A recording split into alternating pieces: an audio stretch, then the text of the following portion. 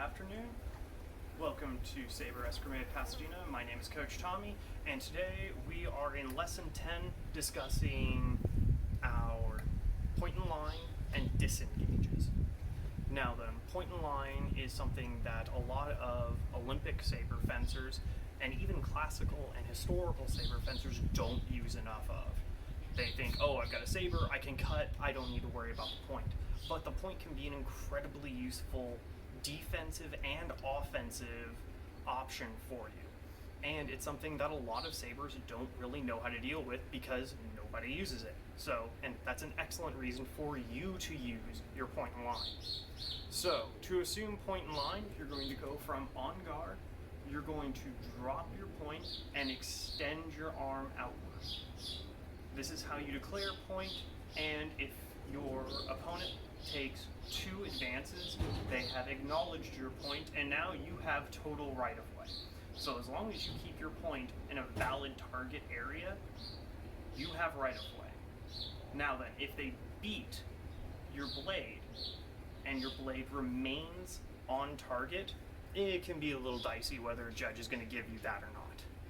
But the only way to break point is to knock your opponent's point offline. So see here, it is clearly drifted out beyond where a valid target would be.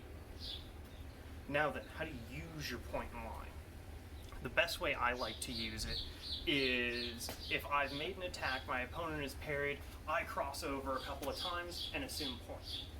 Now then, they're going to have to come get me because I will just keep walking away from them until they make 2 advances, and then I will set up to go on the offensive. If you want to use this point and they're being pretty defensive about not letting you just get a straight thrust in, this is where the disengage comes in. The disengage is a small movement which will force your opponent to try and parry the main thrust. You'll move around it and then thrust on the other side. It's like a feint, but instead of cutting, you're thrusting. So the disengage looks like this. And you can see I'm making these tiny little circles, and I am still staying on target the entire time, unless I end up doing a disengage around my opponent's shoulder, then maybe I'll drift off. But it should, as if you're aiming center of mass, should always stay on target. So, how are you going to use this? I'm going to be in point. I might do a half lunge, get them to buy the parry. As soon as they parry, I'm going to disengage and finish my lunge.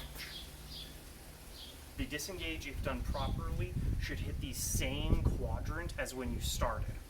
So if I'm thrusting for the high outside line, when I make the actual lunge to thrust, it should still hit the high outside line.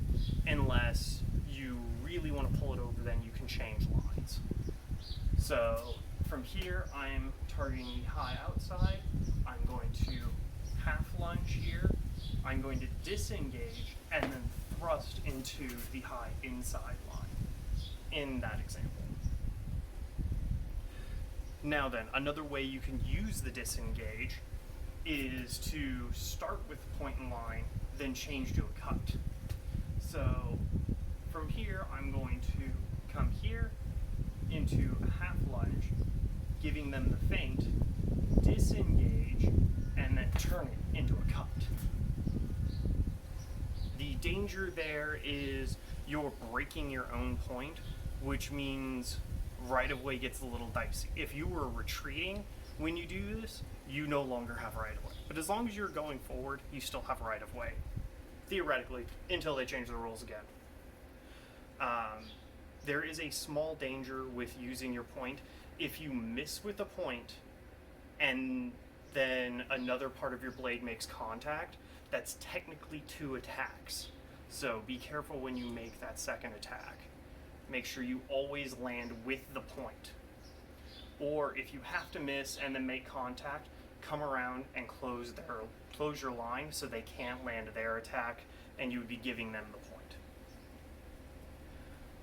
right. And with that, thank you very much, and have a great rest of your afternoon.